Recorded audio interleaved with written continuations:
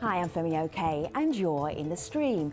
Today, aging with HIV. We explore the challenges faced by long-term survivors who are beating the odds.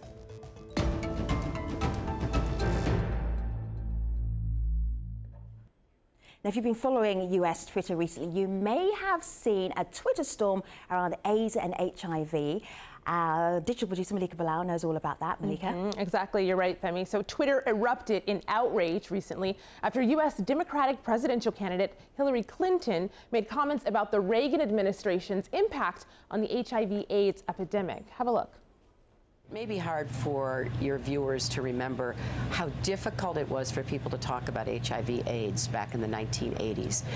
And because of both President and Mrs. Reagan, in particular Mrs. Reagan, we started a national conversation when before nobody would talk about it, nobody wanted to do anything about it.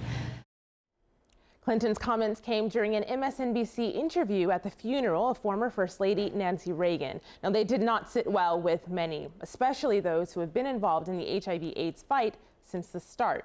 Well, activists took to Twitter to highlight what they called the silence of the administration during the 80s. Well, Clinton has since apologized for what she said, but social criticism hasn't stopped. And Twitter users are still using hashtag #HistoryByHillary to mock Clinton and correct misinformation. So how do you think attitudes about HIV and AIDS have changed over the years? You can tell us with hashtag AJStream.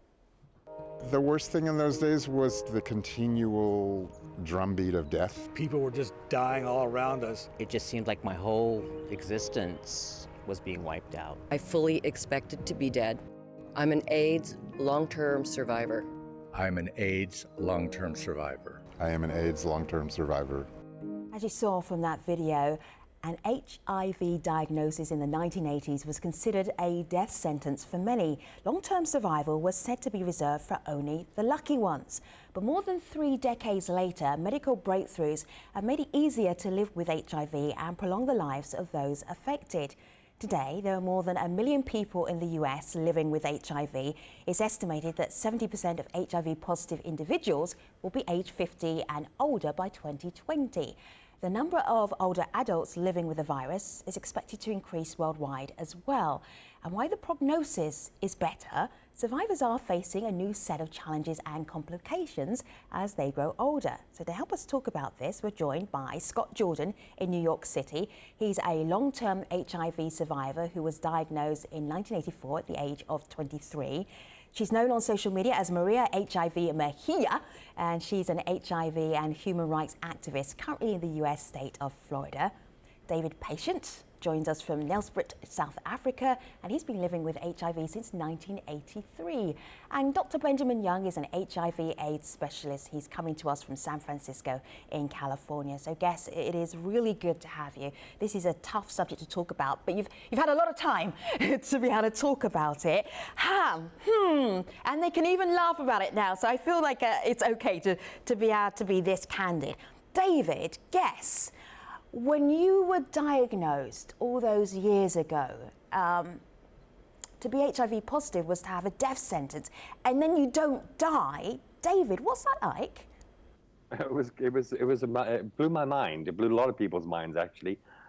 Keeping in mind, we didn't have a test for HIV in those days, so all they could do was do an immune assay and look at the CD4 count, find out what was going on, and based on the symptomology and all the other things that I was manifesting with, that was why I was given the diagnosis of what was then called GRIDS. I was living in Vegas at the time, and my doctor hadn't even heard the word AIDS. We didn't even know what the word AIDS was.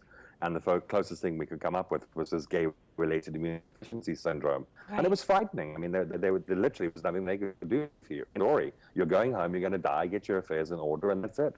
And also, I mean, if you think about that acronym GRIDS, it basically means we have no clue what's going on there. Essentially, let's just palm it off on something. And because it was the gay community and there was a political change taking place at the time as HIV started to emerge, transitioning from Carter to Reagan, political influence played a huge role in research and development and all the rest of it, especially very much in the early days. There was no money, there was no funding, there was nothing. It was affecting gay men. Who cares? You know, we heard something very similar from Doug on Twitter, Femi. So he writes in, when I was diagnosed in 1990, HIV meant certain death. For most people today, it's a chronic manageable disease. And he goes on to say, for many years, I did not think about a future. It's hard to start imagining one now, and I wish that people understood that. So Scott, what was the moment for you when you thought, I can start thinking about a future?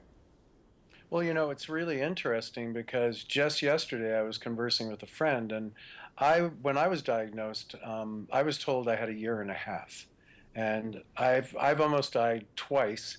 And then when the new medications came out and I started getting well again, I went through a period of still not really believing that I could live longer, because we didn't know much. But then we called it the Lazarus syndrome. Everyone started to recover. People who were very, very ill. I had one friend who was using a walker who had a brain infection. I thought I was saying goodbye to him, and I saw him a couple months later after he'd started the medicine, and he was riding a bike. And that happened to a lot. Anyway, yesterday, for the first time, I just passed 30 years since my diagnosis. For the first time, and I'll probably get emotional, I'm making a 5-year plan.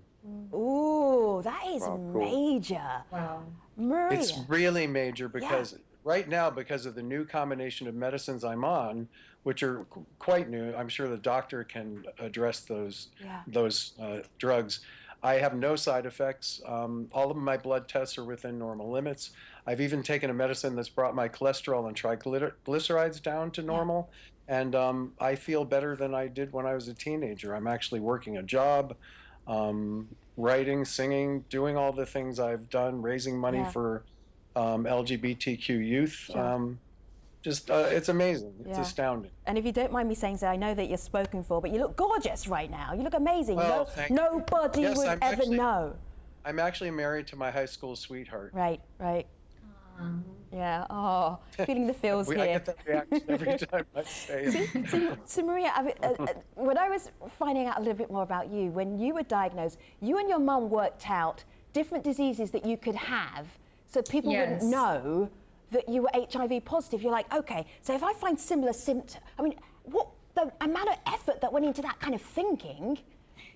It was actually horrific to be chained, to feel that shame and that stigma. I know my mother came from a place of protection, but I was a teen. I got infected in 1989 at the age of 16 and diagnosed in 91, 1 week after my 18th birthday. I was a teenager dealing with a situation where I was seeing gay white men dying, and, you know, a little boy, Ryan White, who got, you know, HIV via transfusion.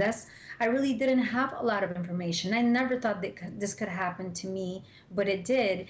And my mother, I come from a very ultra-conservative Catholic background, family from Colombia, South America. She sat me down and she said, we must not tell anyone in the family or friends because they will discriminate you. Back then, there was a lot of stigma and shame, and the shame continues and the stigma continues. And that's why I show my face, so we could humanize the condition of HIV. Sure.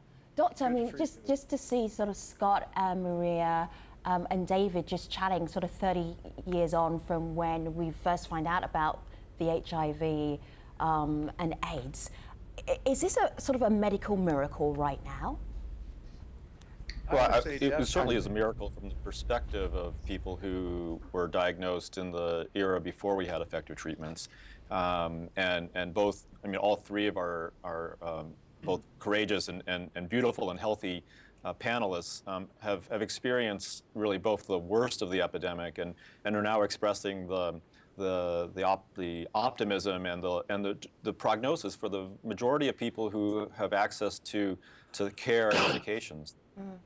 Yeah, guess you. And it's really been nothing better we were careful to use the word miracle, but from the perspective of 1985 or 1990, these are medical miracles. I remember the 80s coverage and the news reports and the funerals and the hysteria, and it's kind of amazing to see you all looking and being so well on the outside. I'm going to ask you about the inside in just a moment. Maria, what did you want to say?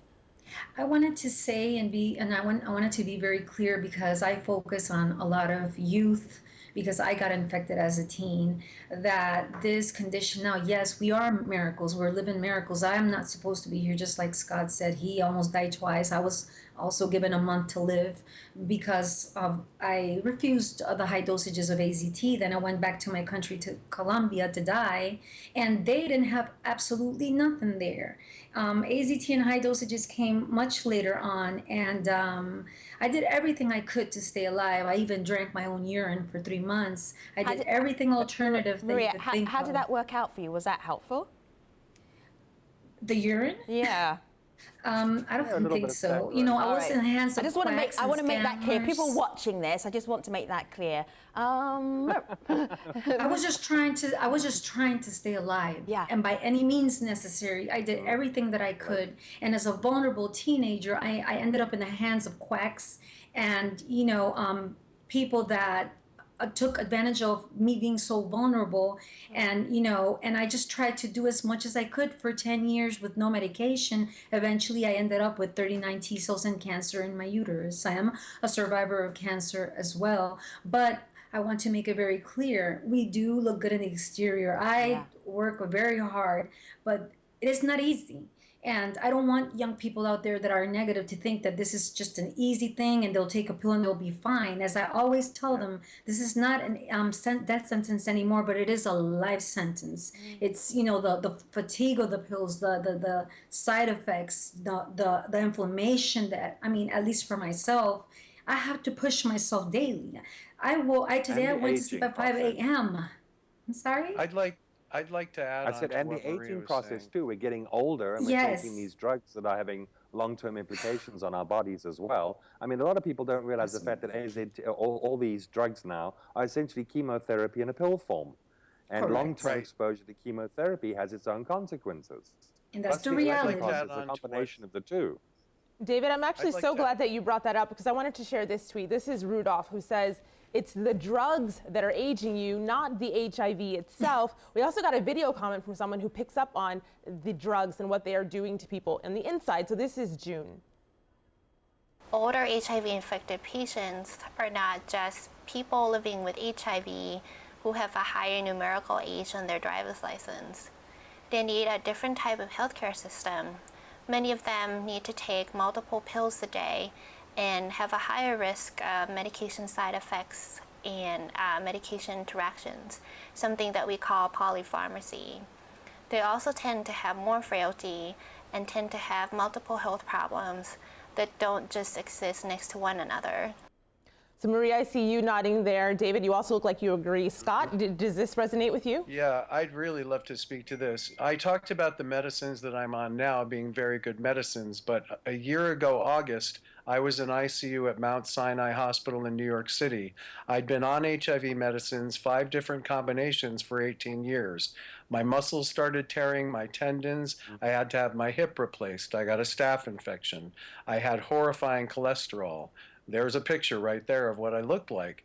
And what was discovered was, I mean, all of the hyperlipidemia, all of the high cholesterol, I had my heart ballooned out. Basically, the HIV meds did that to my body. What you're seeing here now is a doctor at Mount Sinai, not my doctor, looked at my blood test, saw that my muscle enzymes were something like 1,000. They're not supposed to be that high at all. She immediately took me off that medicine that I was on then and put me on new medicine, and then I began recovering this year, and this is the result. But I agree with Maria, this is not, for someone who is just starting out on treatment, we have to take these pills every day for the rest of our life, some of us twice a day. It is not easy to do, not for 18 years. And there are consequences. You get something called pill fatigue. I actually tried to take my life in 2007 because I was tired of being sick. I was tired of seeing doctors. I was tired of procedures. I was tired of chronic diarrhea and many, many other things. So I agree. You know, I agree completely. Yeah, and I think everybody on this panel can speak to that. However, we've got a bit of a dilemma, because if you look at the African model, we're trying to get people onto ARVs. So now if we start having this conversation about, okay, well, start taking them, and in 10 years' time, you're going to get osteoarthritis, osteoporosis, you're going to get neuropathy. Yeah, you're going to get David, I'm so glad you said that. I'm so glad you said that. Right. This conversation brings up a couple of several really important points, and it's really important to understand that David and Scott and Maria are individuals who were diagnosed a very long time ago who, for better or worse, and it's both, benefited and suffered from the ravages of our earlier medications, many of which caused significant side effects, many of which engendered drug resistance and makes their current treatments much more challenging than they would be for someone who's recently diagnosed, who can benefit fully from all of the decades of research and improvements in medications. And Scott, your medications today are reflective of just that, and I've known Maria for some time, and her situation is also similar. So it's important to discriminate between people who are long-term survivors, and again, with long-term complications of older and really now discarded medications, and the consequence of that in part is having drug-resistant virus and other long-term medical complications. The newer medications are vastly superior to the medications we used even just 5 years ago. So these are very different communities of people and their experiences. It's not to disrespect our panelists' experiences in any way, but I don't want people to leave with the idea that current medications are like the older medications. Excellent point, yes. And David, to your point, we know that actually putting people on treatment today, even people who are seemingly healthy and have intact immune systems, actually saves lives. We reduce the risk of death. Oh, no, I'm all for seemingly. I'm a firm advocate of getting people on treatment as early as possible. But you've got to understand that I come from a Western model for the first 12 years of the HIV pandemic, and then I moved for the last 20 years to the African model. And we're dealing with very, very different mindsets. And here, if people can, you know, it's the standard story. If I come to your house, I look in your bathroom cabinet, and I'll find half-used antibiotics. Why? Because you started to feel better, so you stopped taking the pills. Well, exactly the same scenario is playing itself out here in terms of adherence and compliance to medication. So it's a matter of trying to get people into the system, contrary, stay on the pills. David, go ahead, Doctor. The best data we have from Southern Africa, from Botswana, for example, or where I was 4 weeks ago on the shores of Lake Victoria in Kenya, the ability of people who are people living with HIV in good healthcare systems, and they exist across the southern African continent. They exist in many places around the world. Not to say that this is a job done, nor is this experience universal. But in fact, people living in Botswana, people living in southern Kenya or southern Ethiopia actually have adherence rates to medications which are rival that of anywhere else in the world. So it's not the individual per se or the location. It's the degree to which people are given the opportunity to succeed and have healthcare systems with sufficient resources to provide that care. You know, Doctor, since you internationalized this, I want to push this on a little further and bring in a comment that we got from Uganda. Now, she pushes the conversation in a slightly different direction. She is talking about what it's like to live with this disease, to age with this disease, and how that differed from when she was growing up. So have a listen to Natukwasa. I've lived with HIV/AIDS for 28 years. Like when I was in school, I got discrimination from my headmaster, who used to separate me from other students, who used to abuse me. Hatred was there. There was a lot of discrimination. I could feel stigma. I could feel not fit in other students. I could separate myself. I could feel lonely. So David, really sad experiences she's talking about there. Have things changed? It has in the urban environment, but then we've still got the rural community we've got to deal with, and it's about changing mindsets. There's a lot of steeped traditional beliefs and values and systems that we as Westerners, we come in and we make an assumption. And I'll use a simple example as an HIV training.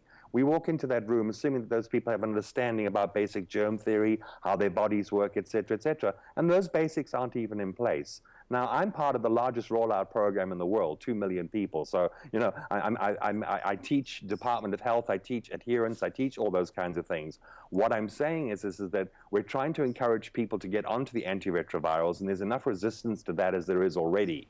Now, to say to them in 10 years' time, you're going to start developing diseases that are not just going to be related to the medication you're taking, but also the fact that you're now getting older. So it's a combination of the two. And we're too scared to have the conversation about the long-term implications of aging and taking antiretrovirals. And even the new drugs like the A-triplers, the 1 pill a day kind of stuff, there are going to be consequences down the road, which we have not seen, which we saw with all the other drugs, I was on the original trials of AZT. I dropped off after 7 months because the drug was just so damn toxic. Margaret Fischel thought I was going through I was an absolute lunatic, and I took my risks, and I was one of the 2 or 3 people who survived that entire program. See, Maria, I also want to kind of add with what Dr. Ben Young said. I am a treatment advocate. You know, I am one of those people that are promote getting on medication because the reality is, yeah, they're toxic. Yeah, they have side effects, but they have less side effects than the medication from the past. And it's the only thing that will keep us alive. That's the only thing that's going to oppress the virus. So if you don't take your medications, you will die. And I am a living example of that because I refused it for 10 years. But I'm also realistic that they do cause side effects and it is not easy. And as David said and Scott said, and the aging with HIV is hard. And I try to tell healthcare providers when I speak to them that we need a comprehensive specific assessment for us that are living as long-term survivors. We have PTSD, we have anxiety, survivor's guilt, you know, a lot of things that go, it's not just the viral load and the CD4 count for us. It's like coming back from a war, but we're still battling with this condition and it's not easy. So that's why it's so important for long-term survivors to kind of have that a support system with each other, and we understand each other. No one could understand what we've been through. Do you know, Maria, it's interesting because I feel that between you and Scott and David, I feel that there's a connection between all of you. I would love to get in on this conversation. Yeah, I want you to because I want to show you a picture. This is you when you were... Is this me? Yeah, have a look here. This is from a film that you did with The Guardian. I took a still of it. Exactly. He's taken Maria. It's nice to have 23. You were 23. He's still beautiful. You were 23 years old there. That was a while ago. What's changed in people's attitudes? What have you noticed that people have changed towards being HIV positive? Well, it's interesting. When I was diagnosed, I ended up going to work at the Gay Men's Health Crisis. I became a client first, and then I became a hotline volunteer and eventually helped produce their cable show.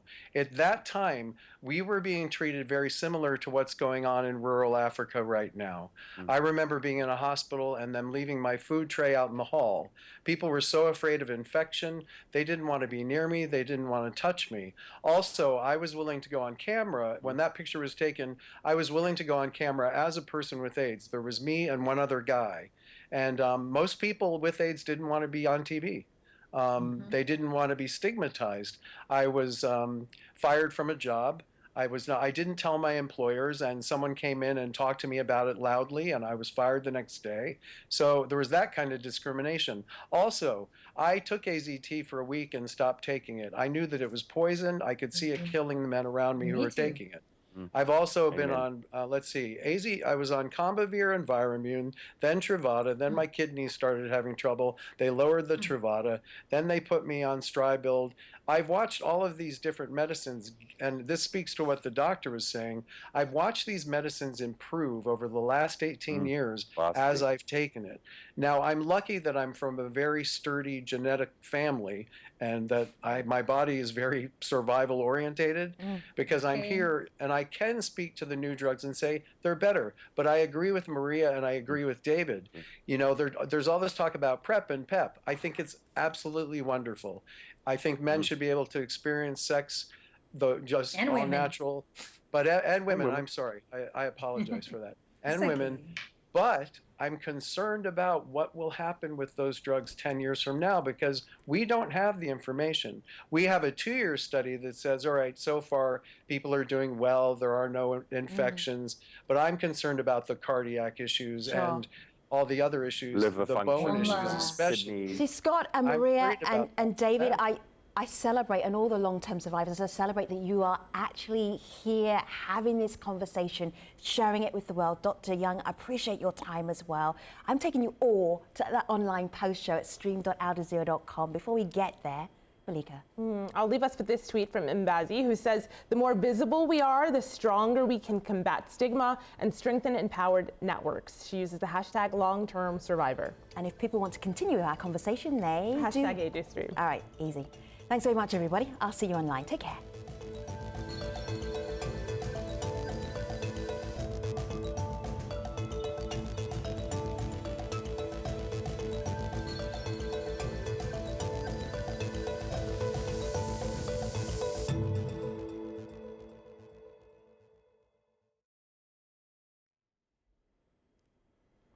Hello again. It is the online post show. We're talking about the challenges of long-term HIV survivors and the challenges that they face as they grow older with the virus. We're going to get right back to that conversation via Malika.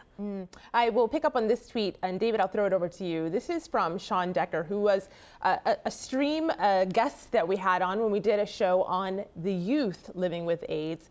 Sean says, I've just entered my 40s. 30 years HIV positive. Any advice on how to make this decade my best yet? David? Yeah, go out and seize each day like it's your last. Accept the fact that HIV is now a chronic manageable disease and just get on with your life. You know, it's people always say to me, well, how do you do it? The truth is I don't know how I do it. Every single morning when I wake up, I make it up as I go along.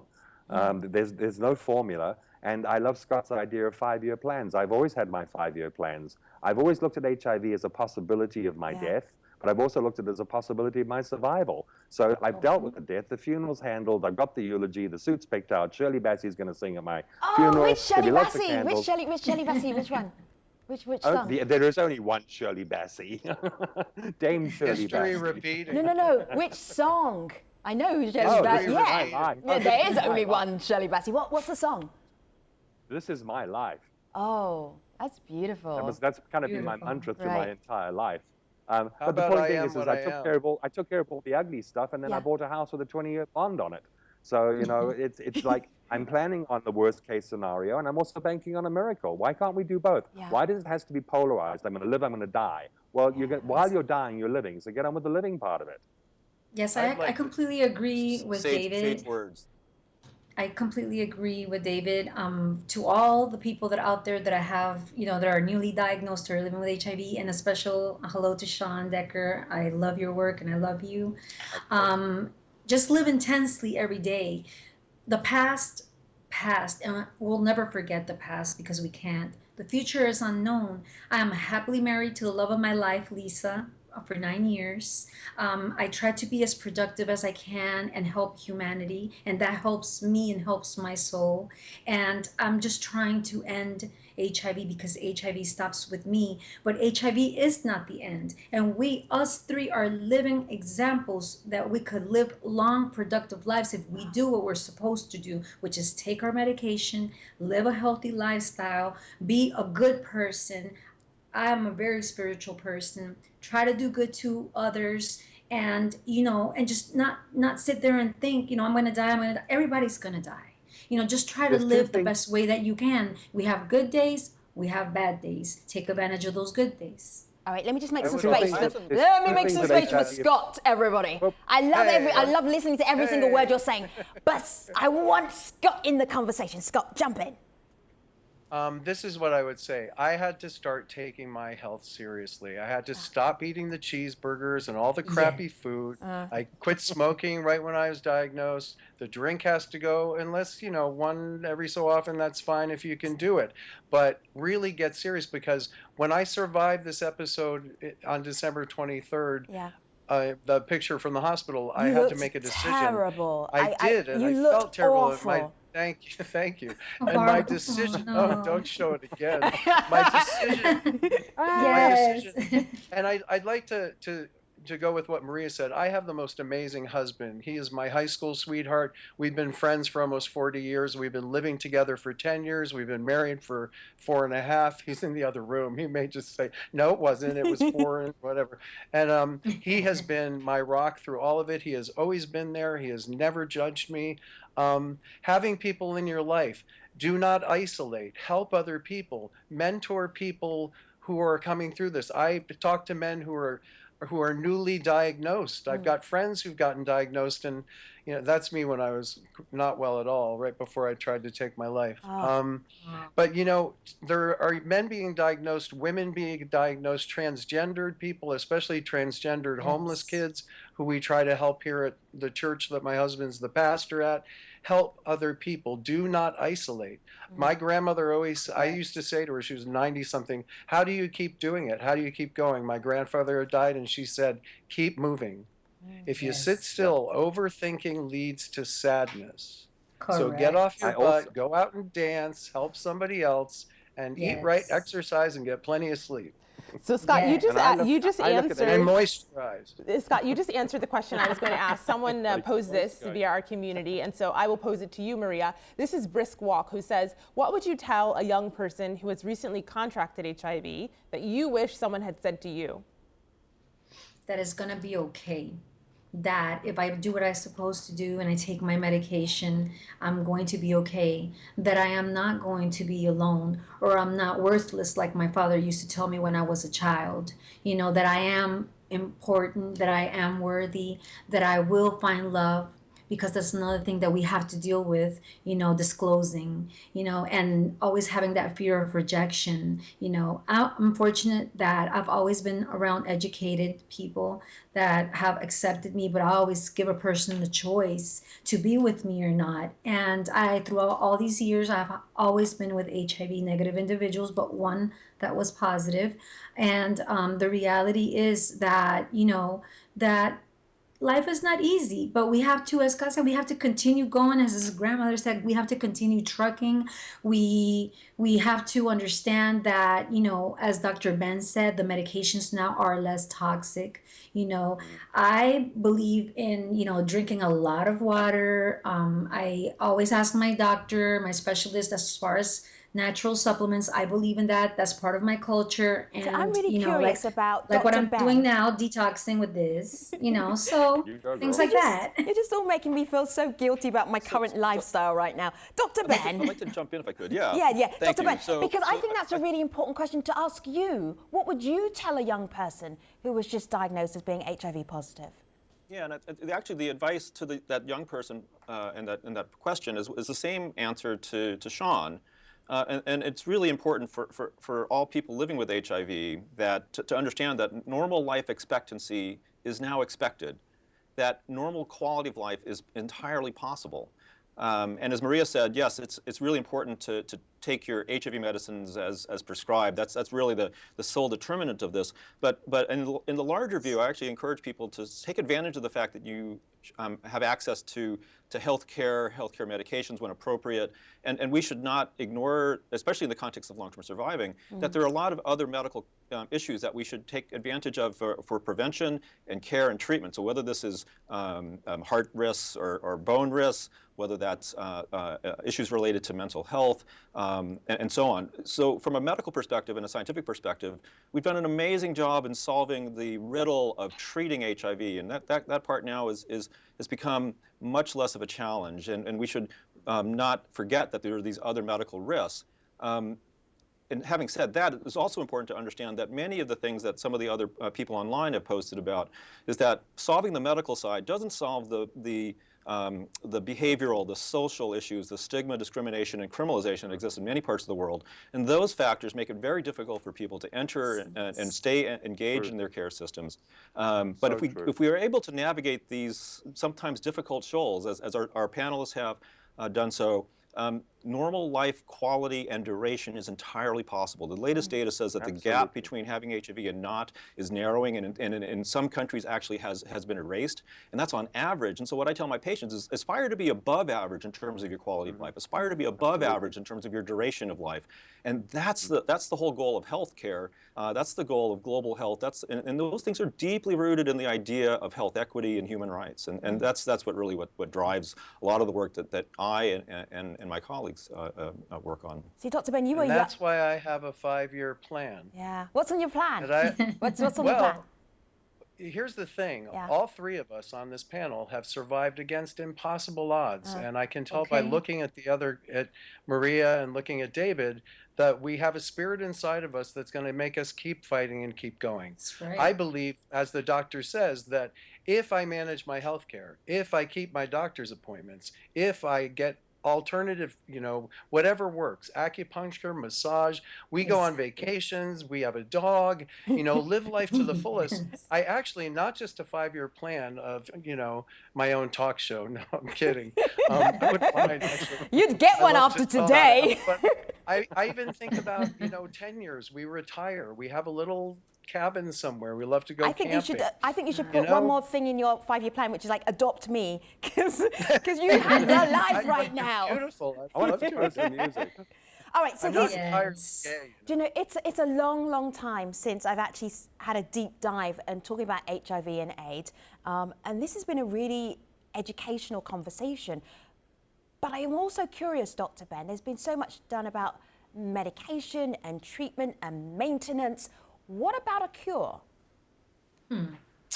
Yeah, the multi-billion-dollar question about cure, and sadly, I don't think that there is going to be a cure in the near term. The current science that we have is we've had a number of attempts at cure. We've had attempts of very early and very aggressive treatment for HIV, and they show us some glints of hope. Of course, we all know about Timothy Brown, the Berlin patient, and his cure after bone marrow transplant. But sadly, when that so-called experiment was replicated, it didn't work.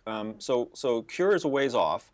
But prevention of death from AIDS is entirely possible, and it's a bit semantical, and it's an important semantics. But death from AIDS is preventable. In fact, death from AIDS is essentially curable. One who takes their medication appropriately and appropriately monitored with well-educated and resourced healthcare systems, those people should not die of AIDS. And in fact, if we scale up therapy and access to care and such around the world, as David and I have spoken a little bit about, it's entirely possible that we can actually begin, as has the United Nations and the World Health Organization and the U.S. State Department, we're talking about ending epidemic AIDS. That doesn't mean that cases won't exist.